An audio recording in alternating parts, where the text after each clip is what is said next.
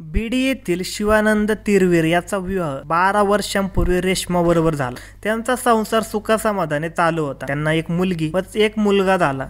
मुलगी सध्या 11 वर्षाची तर मुलगा 9 वर्षाचा आहे। शिवानंदची थोडीफार शेती असल्याने त्याने शेतीबरोबर जोडधंदा म्हणून जनावरे पाळली होती। त्याच्यावर त्याच्या घरचा उदरनिर्वाह चालू होता। संसार सुखासमाधानाचा चालू असताना रेश्मा सतत कोणाशी तरी मोबाईलवरून तासनतास बोलू लागली होती। सुरुवातीला शिवानंदला त्याचे काही वाटले नाही, परंतु तिचे मोबाईलवरून बोलणे वाढतच गेल्याने त्याला शंका येऊ लागली। त्याने तिच्या गैरहजेरीत मोबाईल चेक केला असता ती गावातीलच आनंद सुतार या तरुणाबरोबर असल्याचे दिसून आले। बीड येथील आनंद सुतार हा विवाहित असून त्याला 3 मुले आहेत। सध्या त्याची पत्नी चौथ्यांदा गर्भवती होती, तर त्याचे गेल्या 3 वर्षापासून रेश्मा बरोबर सूत जुळले होते। ते त्याला चोरून भेटत होते, त्यातूनच त्याने सगळ्या मर्यादा ओलांडल्या होत्या। निर्लज्जपणे जीवनसाथीचा विश्वासघात करून ते दोघे वासनेच्या दलदलीत लोळत होते। आता ते चोरी छुपे कामक्रीडा करत असले तरी त्याच्या वर्तनाने लोकांना कुणकुण लागली होती। मुळातच छोटे गाव असल्याने अशा गोष्टी लपणे थोडे कठीणच असते। हळूहळू या दोघांतील अनैतिक संबंधाची चर्चा रंगू लागली। ही चर्चा शिवानंदच्या कानावर गेली होती, पण त्याने पत्नीवर विश्वास ठेवला होता। जेव्हा त्याने मोबाईलवर तिच्याशी बोलणे होत असल्याचे पाहिले तेव्हा मात्र त्याने पित्त खवळले। त्याने त्याचा जाब पत्नी रेश्माला विचारला, मात्र तिने आपल्या कानावर हात ठेवत तिची समजूत काढली होती। त्याला मात्र तिच्या जवानीची चटक लागली होती। तिला भोगण्याची इच्छा प्रबळ होत होती, त्यामुळे तो तिला भेटण्यासाठी दबाव टाकत होता। त्यातच त्याची बायको गर्भवती असल्याने त्याला शरीर सुख मिळत नव्हते, त्यामुळे त्याला रेश्मा हवी होती। तिकडे रेश्मालाही फार काळ त्याला सोडून राहणे जमत नव्हते। तिलाही त्याची एकांतात आठवण यायची आणि इच्छा प्रबळ झाली की कसलीही लाज भीती न बाळगता शरीर सुखासाठी तिचे मन तयार व्हायचे। त्यातच आनंद नेहमीच तिला गळ घालत असल्याने नाही नाही म्हणत ती तयार होत होती। काही वेळा तर ती आपल्या घरीच बोलावून सुख देत होती, पण हिचे हे वागणे विनाशास कारणीभूत होणार याची तिला जाणीव नव्हती। तिने कल्पनाही केली नव्हती। असा दिवस उगवला, ती आनंद सोबत कामक्रीडा करत असताना तिचा पती घरी आला। त्याच्या तळपायाची आग मस्तकात गेली। त्याने बायको रेश्मा आणि तिचा प्रियकर आनंद या दोघांना शिवीगाळ करत मारहाण केली। या आवाजाने त्याचे नातेवाईक जमा झाले आणि नातेवाईकांनीही आनंदची धुलाई केली। पुन्हा तिला भेटलास तर तुला जिवंत सोडणार नाही अशी धमकी शिवानंदने दिली। तेव्हा आनंद पळून गेला। शिवानंदने बायको रेश्माला तंबी देऊन आनंद बरोबरचे ते संबंध तोडायला लावले होते। तरीही गेल्या 2 महिन्यांपूर्वी रेश्मा आनंद बरोबर मोबाईलवरून बोलत असल्याचे शिवानंदने पाहिले। याचा अर्थ त्या दोघांतील संबंध अजूनही संपलेले नाहीत याची त्याला खात्री झाली। त्यावेळी त्याने तो आनंदबरोबर संबंध का ठेवते, त्याच्याशी मोबाईलवरून का बोलतेस असे म्हणत तिला मारहाण केली।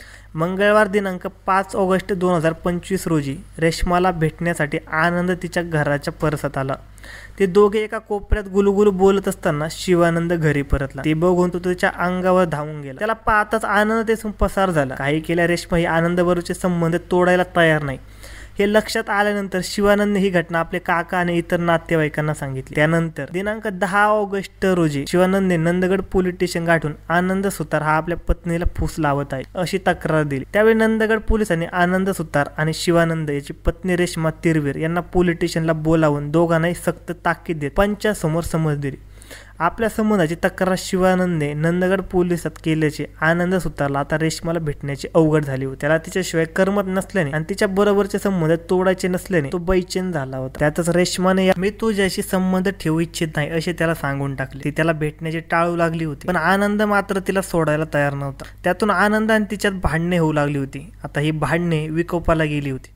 गुरुवार दिनांक 14 ऑगस्ट रोजी रात्री 9:30च्या दरम्यान आनंद सुतार हा रेश्माच्या घरात गुपचूपपणे मागील दरवाजाने शिरला। रेश्मा स्वयंपाक करत होती तर तिची दोन्ही मुले व सासू दुसऱ्या खोलीत होती। आनंदने मागून जाऊन रेश्माला घट्टी मिठी मारली। तू माझी आहेस, मला सोडू नकोस, आपण दोघे एकत्र राहूया असे म्हणत तिला बाहेर ओढून नेऊ लागल्यामुळे ती बिथरली। तिने त्याचा हात झटकला, इथून जा नाहीतर याचे परिणाम गंभीर होतील, तुझा आणि माझा काही संबंध नाही असे म्हणत त्याने तिला झिटकारल्यामुळे आनंद रागाने लालबुंद झाला। मागचा पुढचा विचार न करता पॅन्टचे खेळती चाकू काढून रेश्माच्या पाठीवर, पोटावर आणि छातीवर तो वार करू लागला। या हल्ल्याने ती ओरडत रक्ताच्या थारोळ्यात पडली। तिच्या ओरडण्याने बाहेरच्या खोलीत तिची मुलगी व मुलगा पळत स्वयंपाकघर घरात आले। दोन्ही मुलांना बघूनच तिने जीव सोडला। त्यानंतर आनंदने त्याच चाकूने स्वतःवर वार करत आत्महत्येचा प्रयत्न केला। तो गंभीर अवस्थेत रक्ताच्या थारोळ्यात पडला होता। घरात आरडाओरडा सुरू झाला होता। हे बघूनच शेजारचे लोक शिवानंदच्या घरात पळत आले।